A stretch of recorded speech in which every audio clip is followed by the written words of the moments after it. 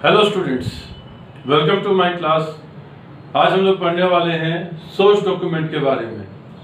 Source document का क्या मतलब होता है? सोर्स डॉक्यूमेंट का मतलब होता है जिस डॉक्यूमेंट के बेसिस पे हम रिकॉर्डिंग करते हैं ट्रांजैक्शंस की। जो बिजनेस ट्रांजैक्शंस हम बुक्स में रिकॉर्ड करते हैं उनके बेसिस क्या है, उनका जो बेसिस होता है वो सोर्स डॉक्यूमेंट है। इन सोर्स डॉक्यूमेंट के बेसिस पे ही हम इन ट्रांजैक्शंस को रिकॉर्ड कर सकते हैं।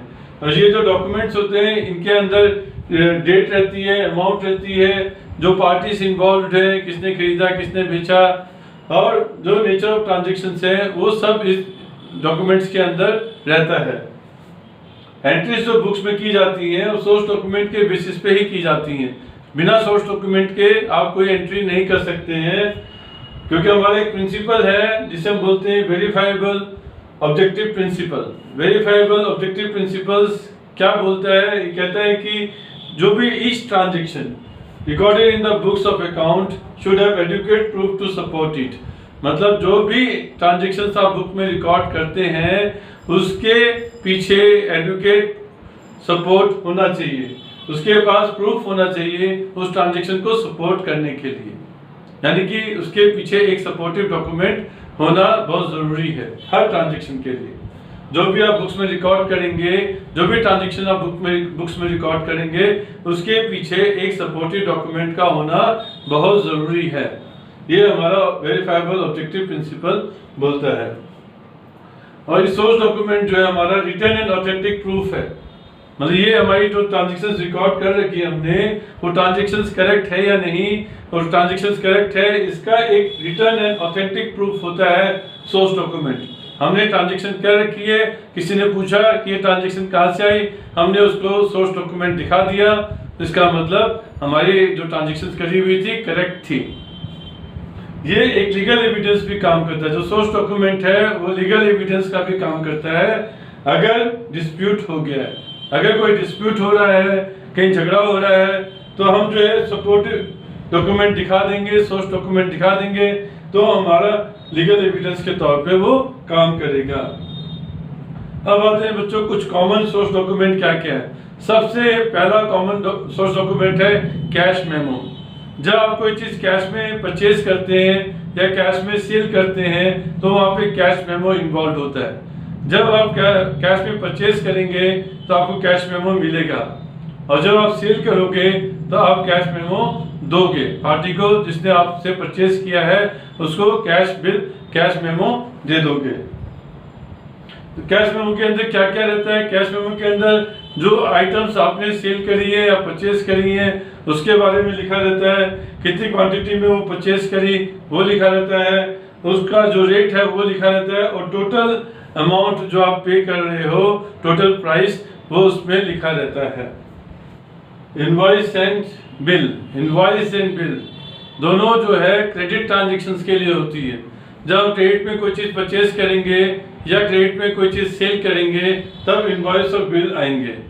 जब हम सेल करते हैं क्रेडिट पे तो इनवॉइस प्रिपेयर किया जाता है। जब आप सेल करेंगे तब जो है इनवॉइस प्रिपेयर किया जाएगा सेल्स इनवॉइस करके।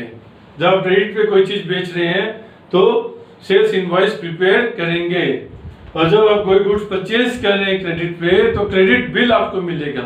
तो डॉक्यूमेंट आपको मिलता है उसको हम बोलते हैं क्रेडिट बिल। जब आप कोई चीज परचेज करेंगे क्रेडिट पे, उधार पे कोई सामान खरीदेंगे तो आपको एक क्रेडिट बिल आपको मिलेगा सप्लायर से जिसने गुड्स आपको बेचे हैं। ये दो कॉपीज होती है इसमें, एक ओरिजिनल कॉपी होती है, एक डुप्लीकेट कॉपी होती है। जब बिल देखेंगे तो ओरिजिनल कॉपी ऊपर रहती है, उसके नीचे कार्बन कॉपी लगा दी जाती है, कार्बन लगा दिया जाता है, और फिर जो नीचे रहता है कार्बन के नीचे वो एक डुप्लीकेट कॉपी होती है। तो ओरिजिनल बिल जो है पार्टी को दे दी जाती है। जब आप सेल करेंगे तो अपने कस्टमर को ओरिजिनल बिल दे देंगे, और जब आप परचेज करेंगे गुड्स तो आपको ओरिजिनल बिल मिलेगा। तो जो डुप्लीकेट बिल है वो अपने पास रख लेते हैं, सेल करेंगे तो हम अपने पास रख लेंगे, और परचेज किया होगा तो डुप्लीकेट बिल सप्लायर के पास होगा। इसके अंदर जो इनवॉइस और बिल है इसके अंदर क्या क्या चीजें आती हैं? नेम ऑफ द पार्टी, जो पार्टी इन्वॉल्व है, जैसे हम परचेज कर रहे हैं तो हमारा नाम रहेगा बिल पे, सप्लायर ने बनाया होगा, हमारा नाम लिखा होगा। जब हम लोग सेल करेंगे तो हम लोग इनवॉइस बनाएंगे तो कस्टमर का नाम उसके ऊपर लिखा रहेगा।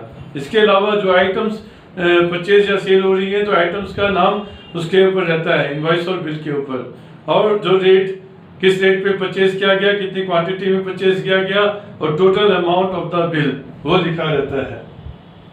अब आता है नेक्स्ट है सोर्स डॉक्यूमेंट में रिसिप्ट्स। रिसिप्ट्स मतलब कैश रिसिप्ट्स, जो कैश में जब हमें पैसा मिलेगा तो हम रिसिप्ट देंगे ना, जिसने हमको कैश पेमेंट करी है हम उसको रिसिप्ट काट के देंगे। तो इसके अंदर भी डेट रहती है, किस डेट को पैसा मिला, अमाउंट कितना मिला और कस्टमर का नाम जिसने हमको पैसा दिया, वो रिसिप्ट्स है। ओरिजिनल कॉपी डुप्लीकेट कॉपी भी इसमें है। ओरिजिनल कॉपी तो हम कस्टमर को दे देते हैं जब वो हमको पैसा देता है, डुप्लीकेट कॉपी हम अपने पास रख लेते हैं जो हमारे रिकॉर्ड्स मेंटेन करने के काम आती है।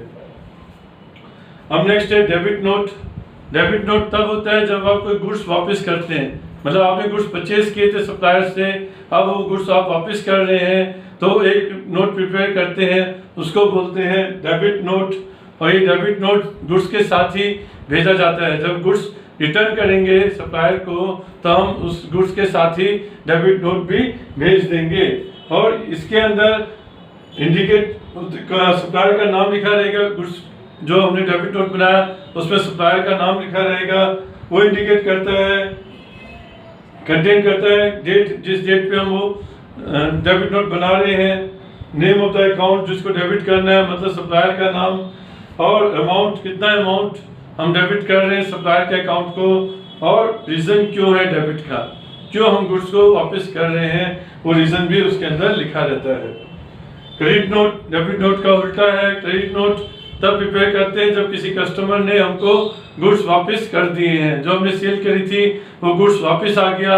जब हमें गुड्स रिसीव बैक होता है कस्टमर से तो हम कस्टमर को एक डॉक्यूमेंट देते हैं डेबिट क्रेडिट नोट बोलकर, उसको हम क्रेडिट नोट इशूड करते हैं। वो क्रेडिट नोट में उसका नाम लिखा रहता है कस्टमर का, उसका अमाउंट लिखा रहता है कितना अमाउंट हम उसके अकाउंट को क्रेडिट कर रहे हैं, डेट ऑफ ट्रांजेक्शन भी लिखी रहती है। अब हम लोग आगे करेंगे पेइंग स्लिप, जो 6th सोर्स डॉक्यूमेंट लेते हैं इंपॉर्टेंट, वो पेइंग स्लिप है। पेइंग स्लिप आपका बैंक में जब पैसा जमा करने जाएंगे तब इस्तेमाल होता है। जब आप कैश जमा करेंगे बैंक में या चेक जमा करेंगे तो उसमें पेइंग स्लिप भरनी पड़ेगी आपको।